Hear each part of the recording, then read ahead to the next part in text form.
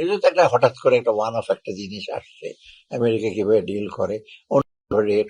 তবে আমরা জ্বালানির ব্যাপারে একটা একটা দীর্ঘমেয়াদী একটা পরিকল্পনা করা হয়েছে, কয়েকদিন আগে একটা প্রেজেন্টেশন দেওয়া হয়েছে, আমিও ছিলাম সেখানে। কারণ জ্বালানিটা আমাদের একটা বড় চ্যালেঞ্জ।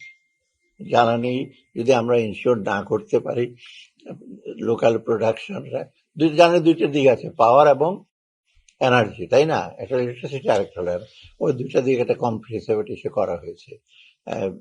আমাদের নিজস্ব অফশোর ড্রিলিং, তারপরে আপনার কয়লার ব্যবহারটা কিভাবে করবে, মধ্যপাড়ার কয়লাটা আছে সেটা হার্ড রক এবং কয়লার গুলো, এগুলো একটা কম্প্রিহেন্সিভ ইস্যু করা।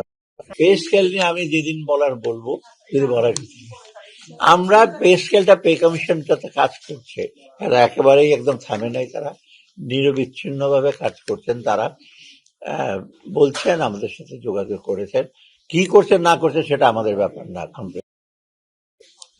কমিশনের রিপোর্টটা আমি আশা করছি যদি কমিশনের কালকে পরশু কথা হবে, এটা 21 জন মেম্বার, তারা সবকিছু বিচার বিবেচনা করে সেটার সাথে সাথে আবার ইস্যুটা আসবে, যারা কি জানে বলে জুডিশিয়ারি রিপোর্টটা আলাদা, আবার ডিফেন্সের জন্য একটা সাব কমিটি করতে ওরা আসে, ওরা তিনটাকে ইস্যু করে আমাদেরকে সরকার। স্যার নির্বাচনে নিয়ে আমি একটা ডেট ঠিক করে বলবো, পরে আপনি জানতে পারবেন। স্যার নির্বাচনে স্যার বডি ক্যামেরার বিষয়ে স্যার কোনো সিদ্ধান্ত হয়েছে কিনা? Body camera home ministry decision নিচ্ছে।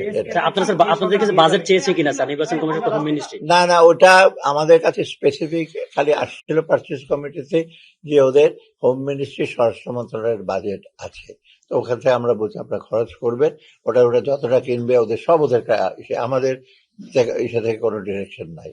গভর্নর যদি governor has nothing to do with the pay scale, সোজা কথা।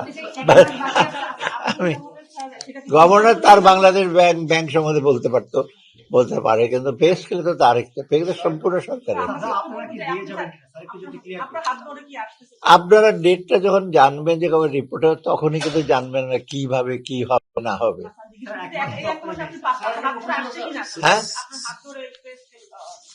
আমি তো বললাম তো, রিপোর্ট পেলেই তো বলবো। এখন ইমপ্লিমেন্টেশনের ব্যাপার হলো অন্য জিনিস, একটা সাবস্টেটিভ কাজ হচ্ছে, এটা খুব ডিটেল করতে হয়। আর আপনারা জানেন, তারা তো এই কমিশন কাছে কিন্তু অনেকে রিপ্রেজেন্টেশন পাঠিয়েছে, অনেকে দেখা করেছে। আমরা বলেছি যে বিভিন্ন কমিটি করেছে, ওপেন যাদের ইন্টারাকশন।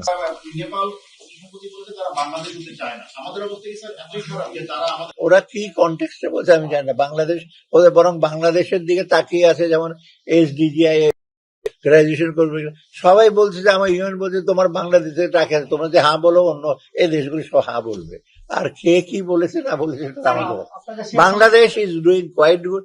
হয়তো মাঝে মাঝে স্ন্যাক থাকবে, পলিটিক্যালি সে ডাইমেনশন থাকবে, একেবারে সরল রেখায় কোনো জিনিস চলে না, সরল রেখা হয় না।